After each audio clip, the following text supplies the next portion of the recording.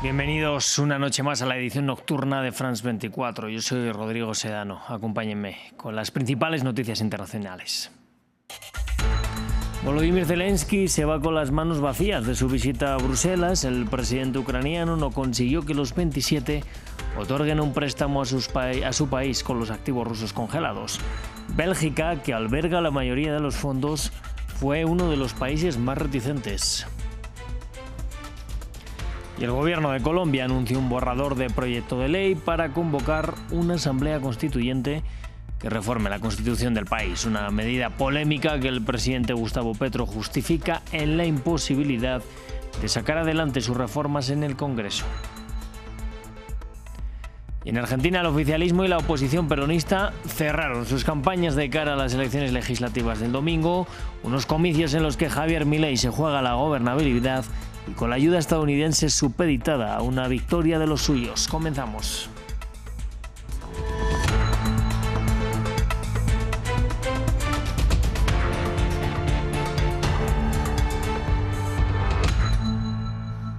Pues vamos a abrir el informativo con la mirada puesta en Bruselas. Los líderes de la Unión Europea acordaron este jueves satisfacer las necesidades financieras urgentes de Ucrania durante los próximos 2 años.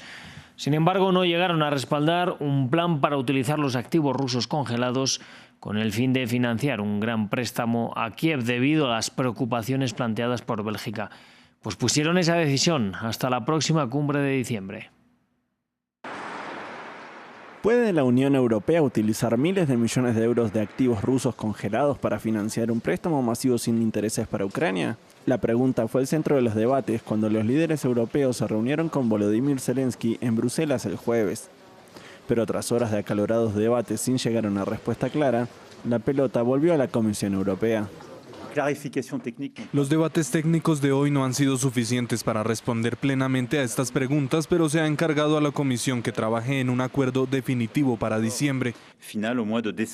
Poco después de la invasión de Ucrania por parte de Moscú, la Unión Europea congeló más de 200.000 millones de euros de activos del Banco Central ruso, la gran mayoría de los cuales se encuentran en un depósito con sede en Bélgica, pero Bruselas teme que la incautación de los activos pueda dar lugar a impugnaciones legales por parte de Rusia. Por lo tanto, se ha mostrado reacia a respaldar cualquier medida en ese sentido y afirma que quiere garantías de que todos los Estados miembros compartirán las posibles responsabilidades.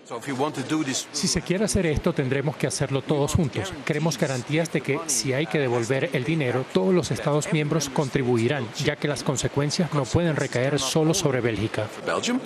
La Comisión Europea ha presentado un complejo plan que, según afirma, permitiría a Ucrania pedir prestados los fondos sin tocar los activos soberanos rusos. Ahora tiene hasta diciembre para desarrollar completamente la propuesta y presentarla a los 27 líderes del bloque. Bueno, el presidente de Estados Unidos, Donald Trump, dijo el jueves que ponía fin a todas las negociaciones comerciales con Canadá. El republicano asegura que su vecino del norte utilizó un anuncio falso en el que el expresidente Ronald Reagan hablaba en contra de los aranceles. Para Trump, este comportamiento buscaba influir en las decisiones de los tribunales estadounidenses. El primer ministro canadiense, Mark Carney, dijo anteriormente que su objetivo es duplicar las exportaciones de su país a terceros países debido a la amenaza que suponen los aranceles de Trump.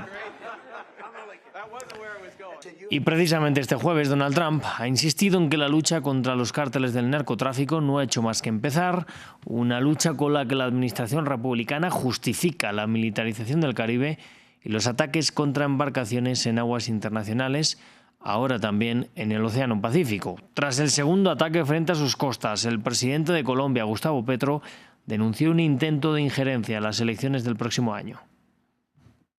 Estas imágenes, compartidas por el secretario de Guerra, Pete Hegseth, muestran un nuevo ataque estadounidense contra una embarcación acusada sin pruebas por el Pentágono de llevar droga hacia Estados Unidos. Se trata del segundo bombardeo estadounidense en el Pacífico frente a las aguas colombianas desde este miércoles.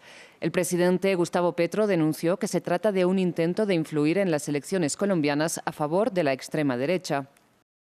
Estados Unidos en este tipo de acciones está cometiendo ejecuciones extrajudiciales. Sea que los lancheros sean culpables de llevar cocaína, sea que no lo sean, en ambas circunstancias hay un uso desproporcionado de la fuerza que es castigado por el derecho internacional humanitario. La portavoz de la Casa Blanca aseguró que Gustavo Petro no está desescalando la retórica y con la misma narrativa que ya ha empleado contra el mandatario venezolano Nicolás Maduro, Donald Trump acusó de narcotraficante al presidente de Colombia, un país históricamente aliado de Estados Unidos. Es un tipo que produce mucha droga. Acabamos de suspender todos los pagos destinados a Colombia. Es un criminal, ha hecho mucho daño a su país. Colombia va muy mal, fabrican cocaína, sus drogas son peligrosas y entran a Estados Unidos a través de México.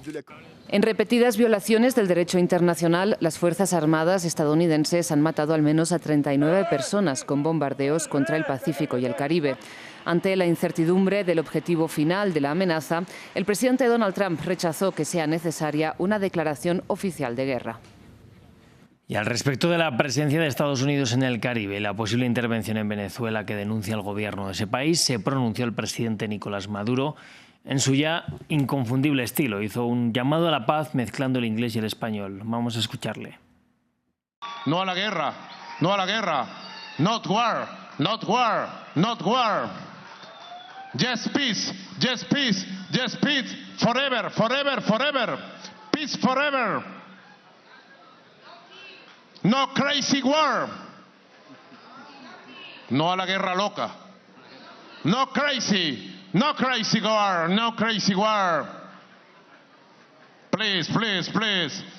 Yes, peace, peace forever, peace forever. Bueno, en Colombia, el ministro de Justicia, Eduardo Montealegre, anunció un borrador de proyecto de ley para convocar una asamblea constituyente que reforme la Constitución del país. Una medida polémica y con pocos visos de triunfar, pero que ahonda en una idea del presidente Gustavo Petro de llamar a la constituyente ante la imposibilidad de sacar adelante sus reformas en el Congreso. Anteriormente hablábamos con el abogado constitucionalista y docente Mauricio Gaona.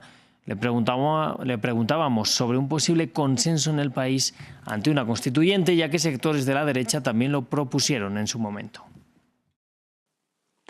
Sí, lo que ocurre es que los gobiernos en la América Latina no pueden seguir usando la Constitución para acomodar sus plataformas políticas, sea de izquierda o de derecha. Realmente eso es algo importante, porque eso crea una inestabilidad internacional y regional. El problema realmente no son las constituciones. Más que todo el problema son los líderes, es probablemente lo que tienen que cambiar.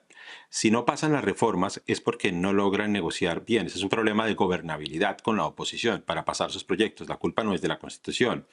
Y si por otro lado sienten que los derechos son desuetos porque no cumplen sus voluntades, pues realmente lo que estamos hablando es de la imposición de una voluntad. Recuerde usted bien, desde la Constitución francesa, la ley es la expresión de la voluntad general, lo hace la expresión de la volonté générale. Y no es voluntad general cuando es una imposición de un gobierno, sea de izquierda o derecha. Entonces, en ese contexto, pareciera más un afán por acomodar una plataforma política, un proyecto político, que por cambiar la Constitución para hacer que el país evolucione en una u otra dirección. Aunque el discurso pareciera indicar eso, no es el trasfondo. Y en Argentina, oficialismo y oposición cerraron sus respectivas campañas para las elecciones legislativas de medio término de este domingo. Una elección que se presenta como un plebiscito a la gestión del presidente Javier Milei, con escándalos de presunta corrupción en su gobierno y dudas en los resultados de sus políticas de ajuste. También en medio de la ayuda del gobierno estadounidense, que ha sido supeditada a una victoria del partido de Milei el domingo. Desde el peronismo tildan este movimiento de una injerencia extranjera. Siempre tomamos a las elecciones de medio término como elecciones irrelevantes, en las que el resultado no definía nada más que la figura de política de turno. Eso es lo que les quiere hacer creer los políticos. Quieren fomentar la apatía, pero nosotros vamos a ir a darles vuelta a las urnas. Vamos a ganarle con toda la fuerza de la libertad. Le vamos a decir a Milei que en la provincia de Buenos Aires no pasa la motosierra, que en la provincia de Buenos Aires hay una provincia libre de topos, es una provincia que quiere más derechos, que quiere Estado presente, que quiere justicia social. Será una mala palabra para ellos, mejor todavía. Sin justicia social no hay futuro, no hay desarrollo y no hay país. Muchas gracias. Bueno, pues con estas palabras nos vamos a despedir. Yo les invito a que sigan aquí en France 24, que ya saben, vamos a estar actualizándoles toda la información internacional. Gracias por elegirnos.